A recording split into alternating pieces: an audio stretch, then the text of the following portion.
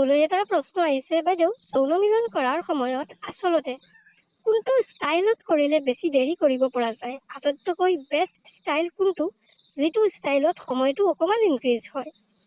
বন্ধুসকল, আজিৰ ভিডিঅ'টোত সেই কথাটো বিস্তাৰিতভাৱে আলোচনা কৰিম, গতিকে ভিডিঅ'টো শেষলৈকে চাই থাকিব। তাৰ আগত এটা কথা কৈ দিওঁ, আপুনি যদি মোৰ লগত যৌন সমস্যাৰ যিকোনো কথা পাৰ্চনেলিভাৱে পাতিব বিচাৰে বা তেনেকুৱা সমস্যাৰ সমাধান পাব বিচাৰে, তেনেহ'লে আপুনি মোৰ হোৱাটছআপত কণ্টেক্ট কৰি কথা পাতিব পাৰিব। কিন্তু এইটো এটা পেইড প্ৰক্ৰিয়া, যাৰ কাৰণে এটা ফিজ পে' কৰি কথা পাতিব পাৰিব। এতিয়া মূল বিষয়বস্তুলৈ। মূল বিষয়বস্তুটো হ'ল যে কোনটো ষ্টাইলত কৰিলে বেছি সময় মিলন কৰিব পৰা যায়।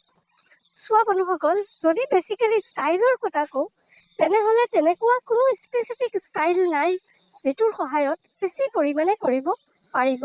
কিন্তু এটা পজিশ্যন আছে, যিটো পজিশ্যনে কমচে কম 20% আপোনাৰ সময় ইনক্ৰিজ কৰি দিব। সেই পজিশ্যনটো হ'ল যে আপুনি যেতিয়া মিলন কৰিব, মিলন কৰি থকাৰ সময়ত আপুনি আপোনাৰ ৱাইফক ক'ব যে তেখেতে ওপৰত বহি কৰিবৰ কাৰণে আৰু আপুনি তলত শুই যাব। এইটো যিটো ষ্টাইল বা এইটো যিটো পজিশ্যন, এইটো পজিশ্যন চাইণ্টিফিকলি ৰিচাৰ্জ হৈছে যে এইটো পজিশ্যন আটাইতকৈ এফেক্টিভ মানিব পৰা যায়, যিটোৰ সহায়ত সময় ইনক্ৰিজ হয়।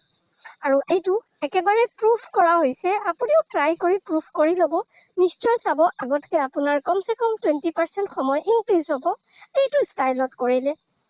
বন্ধুসকল, আশা কৰিছোঁ আপুনি যদি এই বিষয়টো লৈ কনফিউশ্যনত আছিলে, তেতিয়াহ'লে আপোনাৰ কনফিউশ্যনটো ক্লিয়াৰ হ'ল।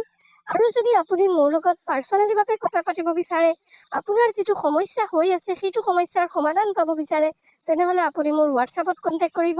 আৰু আপুনি অধিক ইনফৰ্মেশ্যন জানিবৰ কাৰণে মোৰ টেলিগ্ৰাম চেনেলৰ লিংক আছে কমেণ্ট বক্সত, সেইটো লিংকত গৈ জইন হৈ যাব।